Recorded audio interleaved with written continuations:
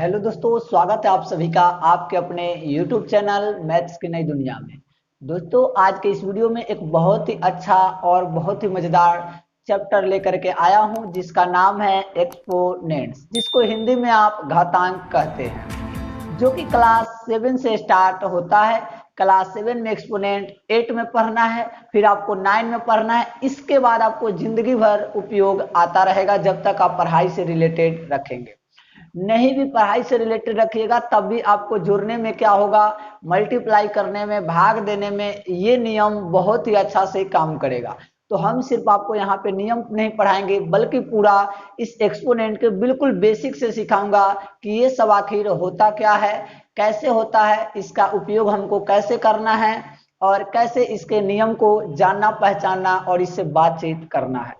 चलिए, आपका टाइम ना खराब करते हुए हम लोग स्टार्ट करते हैं, जिसमें हम लोग आज पढ़ रहे हैं बिल्कुल 7th क्लास वाला, या जिसको आप कहिए कि कंपटीशन के मैथ के लिए आप बेसिक क्लास पढ़ रहे हैं। तो चलिए, ऐसे आप 2 के पावर यहाँ पे 3 देख रहे हैं, इसका मतलब आप कहिएगा कि 2 को 3 बार लिख दीजिए तो क्या हो जाएगा, 2 दूनी 4 दूनी 8।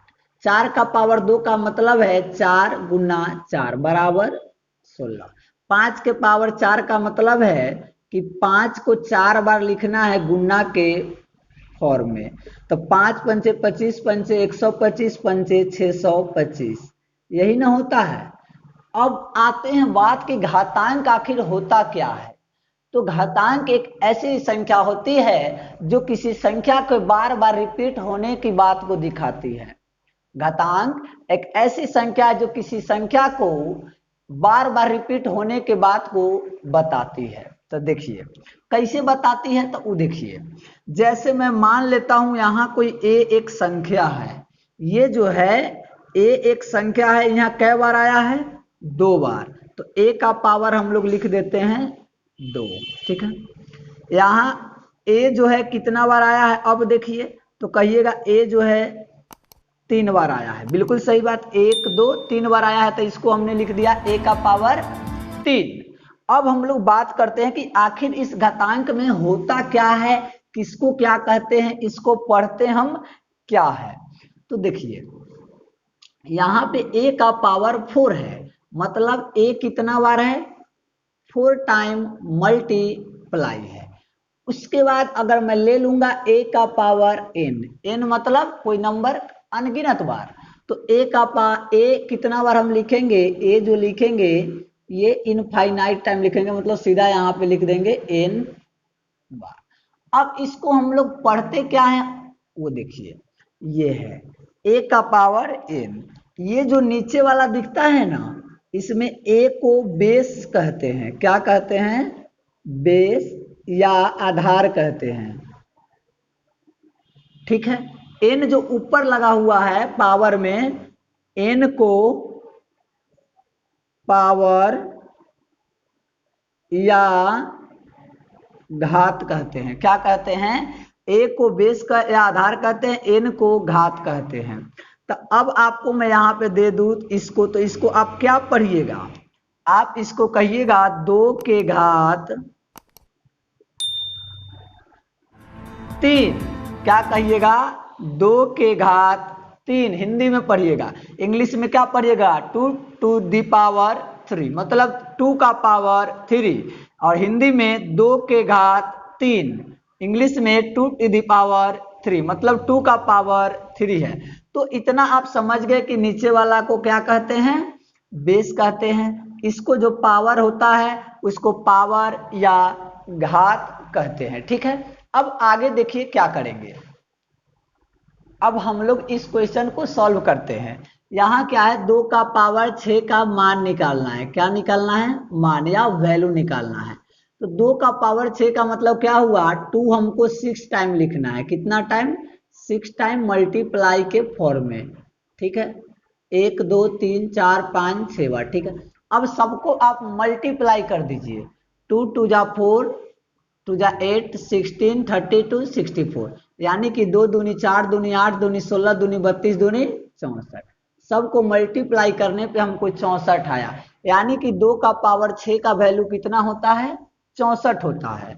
आगे आइए, -1 का पावर 3 है, मतलब -1 3 बार हमको लिखना है। कितना बार? 3 बार। तो देखिए अब यहां ध्यान देना है, पहले हम लोग साइन का बात करेंगे। माइनस माइनस करेंगे तो क्या आ जाएगा? प्लस, गुना। अब प्लस को माइनस से गुना करते हैं तो क्या आता है? माइनस। तो यहाँ पे हो जाएगा माइनस। 1 को 1 से गुना करेंगे 1, फिर 1 को 1 से गुना करेंगे 1, यानी कि इसका जो होगा जवाब -1 आ जाएगा। ठीक है, आगे आइए। -1 का पावर 4 है, मतलब -1 हमको कै बार लिखना है? 4 बार लिखना है। 3 बार, 4 बार।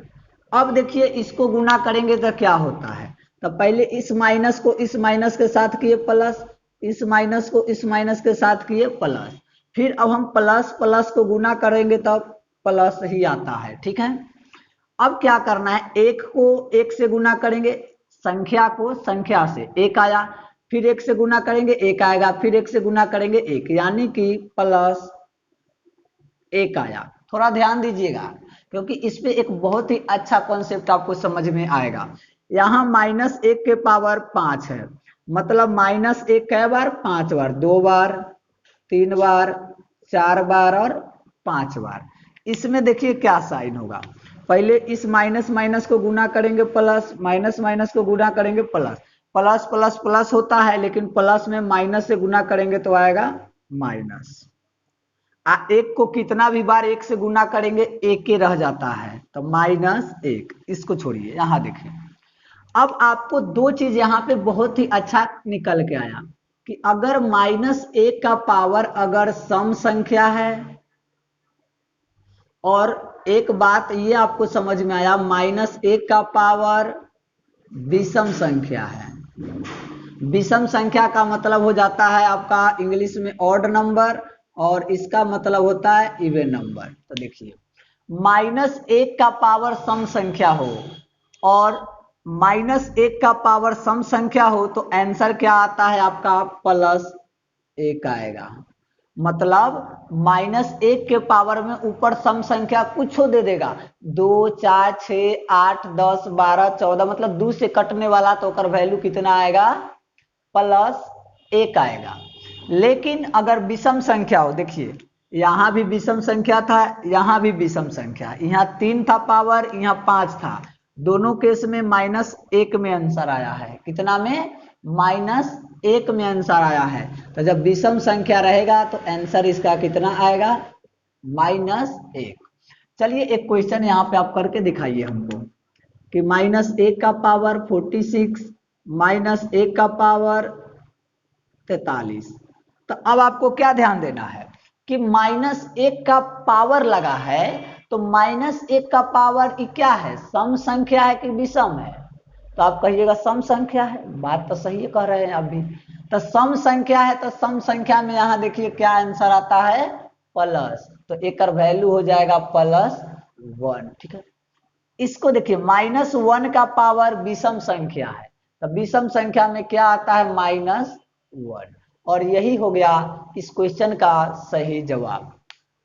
अब इसके हम लोग आगे सीखेंगे कि विस्तारित रूप आप जानते हैं, विस्तारित रूप लिखते हैं वहां भी यूज किया जाता है। तो अब हम लोग सीखते हैं कि घातांक में किसी संख्या का विस्तारित रूप कैसे लिखेंगे। ये एक संख्या यहाँ पर दी गई है, इसका कह रहा है विस्तारित रूप लिखिए, तो यानी कि एक्सपेंडेड फॉर्म। तो ये तो आपको हम बताए थे बेसिक वाला क्लास में ही। तो देखिए संख्या क्या है? इकाई, दहाई, सैकड़ा, हजार, 10,000, लाख, 4,56,238। अब इसका कहा है विस्तारित रूप, तो विस्तारित रूप पहले क्या होगा? 4 का, 4 को किससे मल्टीप्लाई होगा? तो 4 के बाद देखिए कै गो अंक है? 1 2 3 4 5, 5 गो अंक है, तो 1 पर 5 गो आप 0 लगा दीजिए। ठीक है, हो गया। प्लस फिर है 5, तो 5 को मल्टीप्लाई करेंगे किससे? 5 के बाद कै गो अंक है? 1 2 3 4, यानी कि 4 0 से, जिसको आप प्लेस वैल्यू भी कहते हैं। तो देखिए 6, इकाई, दहाई, सैकड़ा, हजार, 6 किस पे है? हजार पे, तो 6 को किससे मल्टीप्लाई करेंगे? 1000 से। प्लस 2 कहाँ पे है? इकाई, दहाई, सैकड़ा, सैकड़ा पे है, तो 2 को मल्टीप्लाई करेंगे 100 से, प्लस इकाई दहाई, 3 कहाँ है दहाई पे, तो 3 गुना 10, इकाई पे कौन है 8 है, तो 8 इकाई 8 हो गया। ये हो गया, लेकिन हम तो घातांक वाला लिख रहे हैं, तो अब देखिए करना क्या है। तो 4 गुना, इसको क्या लिख सकते हैं आप, 10 का पावर 5 लिख सकते हैं कि नहीं। देखिए 10 के पावर 5 का मतलब क्या है कि 10 को आपको 5 बार गुना करना है। कितना बार, 5 बार। तो इसका आंसर 1 2 3 4 5 जीरो, यहाँ पे 3 4 5, मतलब जय गो जीरो रहेगा उसको 10 के पावर ऐसे लिख सकते हैं। तो यहाँ भी 5 जीरो है, तो 10 के पावर 5 हम लिख सकते हैं कि नहीं, लिख सकते हैं। प्लस 5 है तो 5 गुना 1 2 3 4 गो जीरो है, तो 10 के पावर 4 लिख सकते हैं कि नहीं, बिल्कुल। आगे देखिए 6 है तो 6 गुना कै गो जीरो है, 1 2 3, 1000, तो 10 के पावर 3, प्लस 2 है तो 2 गुना 10 के पावर 2 जीरो है, तो 10 के पावर 2, प्लस 3 गुना 10 1 जीरो है, तो 10 के पावर 1, 10 के पावर 1 10 से न होता है, अब प्लस 8। यानी कि इस तरीके से आप, ये हो गया विस्तारित रूप, लेकिन ये हो गया घातांक के रूप में विस्तारित रूप लिखना। घातांक के रूप में विस्तारित रूप लिखना ये तरीका होता है, ठीक है। तो एक क्वेश्चन आपके लिए भी है, 2 3 6 8 7 5। इस क्वेश्चन का आपको सेम ऐसे ही करना है आपके कॉपी में, तभी ना आप समझिएगा। इस बात को समझ गए तो ऐसे ही करके आपको लिखना है इस तरीका से, ठीक है। अब आता है कि बड़का संख्या को मानक रूप में कैसे लिखेंगे, उसको देख लीजिए। तो उसको देखने के लिए क्या है, एक क्वेश्चन देख लीजिए ऐसे 286 मान लेता हूं यही है। चलिए एक ये संख्या ले लेते हैं, इसको मानक रूप, मानक का मतलब होता है कि स्टैंडर्ड फॉर्म में चेंज करना, और ये स्टैंडर्ड फॉर्म आपको 8 क्लास में भी क्वेश्चन मिलेगा, 7th में भी अच्छे से मिल जाएगा, और कंपटीशन एग्जाम में तो मिलता ही मिलता है। तो देखिए इसको आपको स्टैंडर्ड फॉर्म में लिखना है। तो स्टैंडर्ड फॉर्म में लिखने के लिए हम लोग क्या लिखेंगे, स्टैंडर्ड फॉर्म में ध्यान रखिएगा कि दशमलव के पहले 10 से छोटा अंक होता है। दशमलव के पहले यानी कि दशमलव के बाएं साइड में 10 से छोटा अंक रखते हैं। तो क्या यहाँ पे हम लिख सकते हैं कि नहीं, तो हम इसको लिख सकते हैं 2 गुना 1 पर 5 जीरो, कहिएगा जी सर लिख सकते हैं। तो 2 गुना 10 के पावर 5 लिख सकते हैं कि नहीं, क्या है कि 1 2 3 4 5 जीरो है, तो 10 के पावर 5 अभी ना हम यहाँ बताए थे। आगे एक और क्वेश्चन देख लीजिए, ये क्वेश्चन ये है, ठीक है। ठीक है, हम बोले हैं दशमलव कहाँ लगाना है, तो दशमलव के पहले यानी कि 10 से छोटा अंक, तो यहाँ अगर हम दशमलव लगाएंगे तो क्या होगा, घट जाएगा कि नहीं, मतलब 10 से बड़ा हो जाएगा, तो मेरा रूल गलत हो जाएगा। तो हमारा दशमलव यहाँ पे लगना चाहिए, कहाँ पे, ध्यान रखिएगा 2 के बाद। तो यहाँ हम लिखेंगे 2.6 गुना 10 के पावर। अब 10 के पावर कितना लिखेंगे, तो गिनिए दशमलव के बाद कै गो, 1 2 3 4 5 6, 6 अंक के बाद हम दशमलव लगाए हैं, तो 10 के पावर 6। क्या, इसी को कहते हैं कि बड़ा संख्या का मानक रूप में कैसे लिखेंगे। तो ध्यान रखिएगा दशमलव के पहले 10 से छोटा अंक होना चाहिए, अगर 10 से बड़ा होता है तो मानक रूप नहीं कहलाता है, अगर 10 से बड़ा होगा तो मानक रूप नहीं कहलाएगा। तो 10 से छोटा 2 आया, 2.6, हमने दशमलव कितने अंक के बाद लगाया, 1 2 3 4 5 6, तो 10 के पावर 6। एक और क्वेश्चन देखिए, अगर मैं ऐसे लिख देता हूं एक क्वेश्चन और 0 0, तो आपको कहेंगे मानक रूप लिख के दिखाइए, तो आप दशमलव कहाँ लगाइएगा, तो आप दशमलव यहाँ भी नहीं, यहाँ भी नहीं, यहाँ भी नहीं, यहाँ भी नहीं, कहिएगा यहाँ लगाए, तो यहाँ अभी 36 बच रहा है जो कि 10 से बड़ा है, गलत हो जाएगा। तो लगाना कहाँ है, यहाँ। तो इसको हम लोग लिखेंगे 3.65 गुना, क्योंकि जीरो को छोड़ देते हैं। अब ध्यान रखिए कै अंक के बाद आपने दशमलव लिखा है, तो देखिए 1 2 3 4 5 अंक के बाद, कै अंक के बाद, 5 अंक के बाद, तो 10 के पावर यहाँ पर क्या लिखेंगे 5, ये हो गया। ठीक है, इसका भी क्वेश्चन आपको एक लिख के देखिए।